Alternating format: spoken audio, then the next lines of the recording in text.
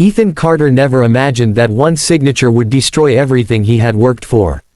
At 34, he wasn't rich. He wasn't famous. He was simply a devoted single father raising his 8-year-old daughter, Lily, after losing his wife, Emma, to cancer 5 years earlier. Every morning, Ethan woke before sunrise. He prepared Lily's breakfast, packed her school lunch with handwritten notes, braided her hair the best he could, and rushed her to school before heading to work as a mechanical engineer at Sterling Technologies. Life wasn't easy, but they were happy. Lily often smiled and said, "Daddy, Mom would be proud of you." Those words alone gave Ethan enough strength to survive another day. But happiness rarely lasts forever. One rainy Tuesday afternoon, Ethan was called unexpectedly into the executive conference room. Inside sat the company's board of directors, several attorneys, and an elderly businessman whose name everyone in the city knew. William Sterling, founder of Sterling Technologies. His face looked tired, older than Ethan remembered from magazine covers. Yet his sharp blue eyes still carried authority.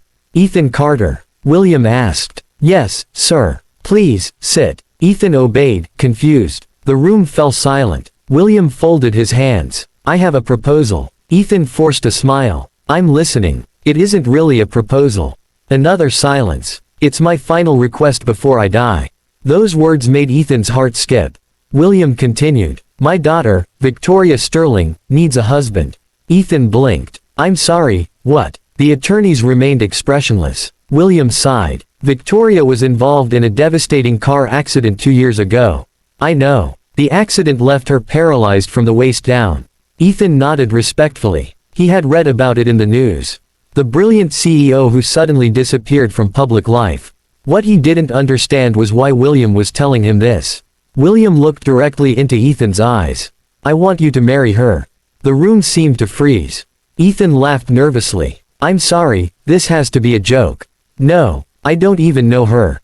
"Exactly." Ethan stood. "Sir, with all due respect, this isn't something people arrange in a boardroom." William slowly pushed a folder across the table.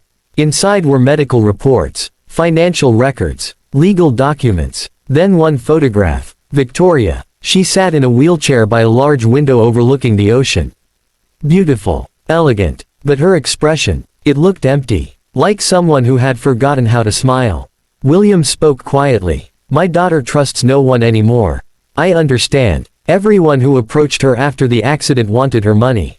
Ethan remained silent. William continued. "I investigated hundreds of people. And you were the only one whose life proved you value family over wealth." Ethan frowned. "You investigated me. For 8 months. The answer made Ethan uncomfortable. William wasn't finished. "I watched you care for your daughter. I watched you help strangers. I watched you return a wallet containing $10,000. I watched you refuse a promotion because it required moving Lily away from her grandparents." Ethan felt exposed. William leaned forward. "I don't need someone to love my daughter immediately. I need someone who will never betray her." The room became unbearably quiet. "I can't," Ethan whispered.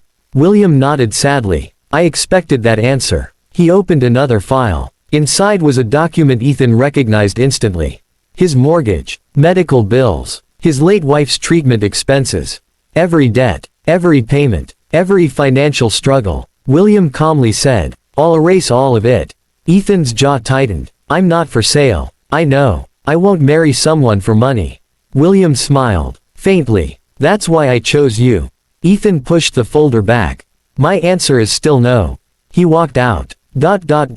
That evening, Ethan picked Lily up from school. She immediately noticed something was wrong. "Daddy, I'm okay." "No, you're not." He smiled weakly. "You always know." She hugged him. "You look like you need one." He held his daughter tightly. Maybe tighter than ever before. 3 days later, disaster struck. Sterling Technologies suddenly announced massive layoffs. Hundreds lost their jobs, including Ethan. His severance package barely covered 1 month's rent. Bills piled up quickly. Interviews led nowhere. The economy had slowed. Employers weren't hiring. Weeks became months. Savings disappeared. Then came the eviction notice. Lily quietly placed it on the kitchen table. "Are we losing our home?" Ethan couldn't answer. Instead, he hugged her. "I'm going to fix this." But he had no idea how. That same night, someone knocked on the apartment door. William Sterling stood outside, alone. No bodyguards, no lawyers, only an umbrella. "I heard about your job." Ethan frowned. "Did you arrange it?" William looked offended. "No, I don't destroy innocent people." He handed Ethan another envelope. Inside was another proposal, but this one looked different. There was only one page. One sentence. "Marry Victoria, and Lily will always have a home." Ethan closed his eyes. Every father fears the moment he can't protect his child. He had reached that moment. William quietly said, "I'm not asking you to love Victoria. I'm asking you to give two broken families one chance." Ethan looked toward Lily's bedroom. She was asleep, holding the old teddy bear her mother had given her.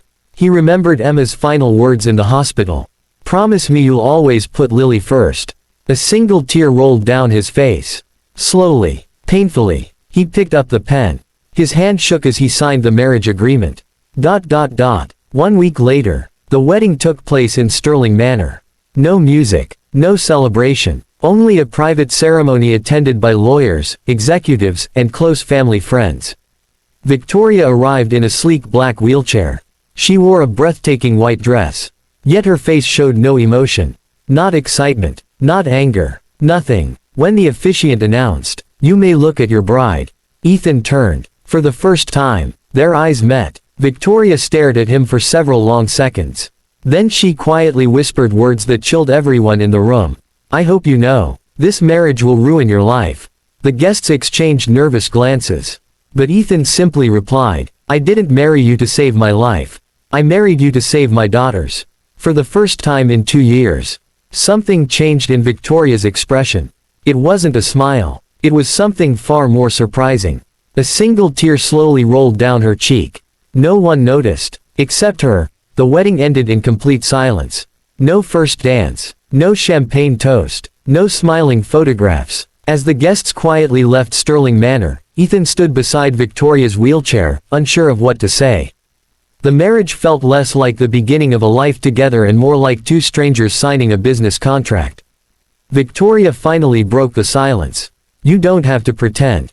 Ethan looked at her. "Pretend what? That you're happy." "I'm not pretending." She gave him a skeptical look. "You married me because you had no choice." He didn't deny it. "I married you because my daughter needed a future." Victoria nodded slowly. "At least you're honest." That was the first real conversation they had. The next morning, Ethan and Lily moved into Sterling Manor. The mansion was enormous, with marble floors, crystal chandeliers, and hallways so long they echoed with every footstep. Lily stood, frozen in the entrance hall. "Daddy, do people really live here?" Ethan smiled. "I guess they do." Victoria watched from her wheelchair. To everyone's surprise, Lily walked over without hesitation. "Hi." Victoria looked confused. "Hi, my name is Lily." "I know. I'm glad you're okay." Victoria frowned. "Okay. Daddy said you got hurt a long time ago." Victoria expected pity. Instead, Lily simply smiled. "My mom used a wheelchair for a little while before she went to heaven." For a moment, Victoria couldn't speak. Most adults stared at her wheelchair. Lily looked only at her face. It was a feeling Victoria had almost forgotten. Life inside the mansion wasn't easy. Victoria kept everyone at a distance. She refused help unless absolutely necessary. She worked from her private office, running Sterling Technologies through video meetings and late-night reports. The board respected her intelligence but constantly questioned her ability to lead. More than once, Ethan overheard executives whispering, "She's too weak. The company needs someone healthy. William won't be around forever." Victoria heard every word. She never answered. She simply worked harder. One evening, Ethan found Victoria alone in the mansion's library. Stacks of business files surrounded her. "You should get some rest," he said. "I don't sleep much." "Neither do I." She looked up. "Nightmares." He nodded. "My wife." Victoria lowered her eyes. "My accident." For several minutes, neither of them spoke. Finally, Ethan asked gently, "Can I ask you something?" "You already are. Why did you agree to marry a complete stranger?" Victoria gave a sad smile.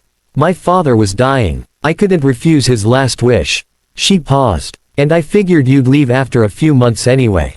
"I'm not leaving. You don't even know me." "No. Then why stay?" Ethan answered without hesitation. Because I made a promise. Victoria stared at him. For the first time, she wondered if promises still meant something. Days turned into weeks. Lily unknowingly became the bridge between them. She asked Victoria to help with homework. She invited her to movie nights. She insisted they eat dinner together. At first, Victoria always declined.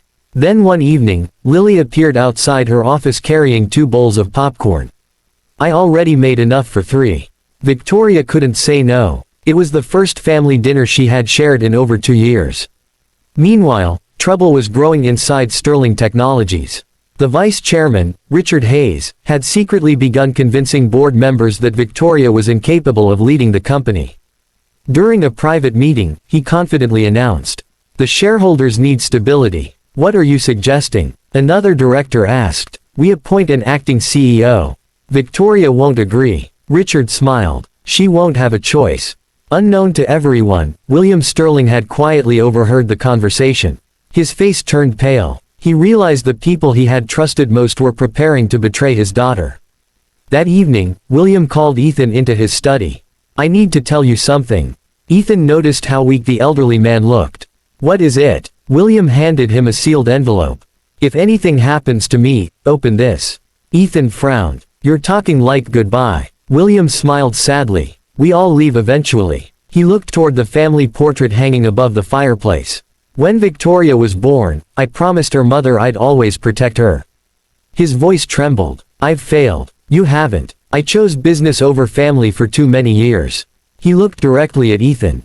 "Don't make my mistake." Ethan nodded quietly. "I won't." A few days later, William suffered a severe heart attack. The mansion exploded into panic.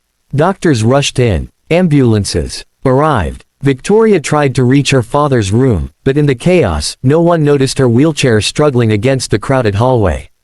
Ethan immediately pushed through the staff. "Move." He reached Victoria and gently guided her forward.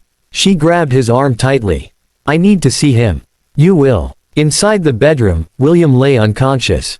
Machines beeped steadily. Doctors worked frantically. Victoria held her father's hand. "Dad." There was no response. A tear rolled down her face. For the first time since her accident, she allowed herself to cry openly.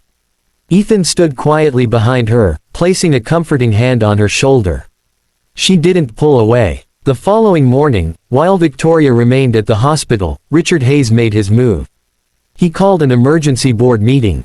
"We cannot allow emotions to interfere with business," he declared.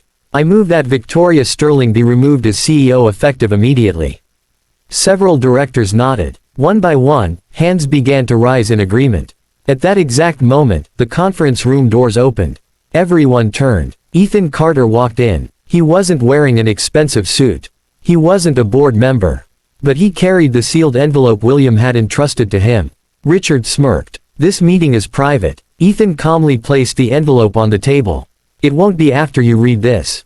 The room fell silent. Richard slowly opened the envelope. As his eyes scanned the document, every trace of confidence vanished from his face.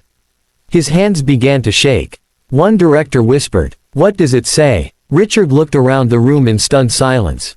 Before he could answer, Ethan spoke with calm certainty. William Sterling knew someone would try to steal his daughter's company. And he made sure that person would fail. The room erupted in shocked whispers. Richard's face turned completely white. For the first time in years, the powerful executive realized the game had just turned against him, and the biggest surprise was still to come.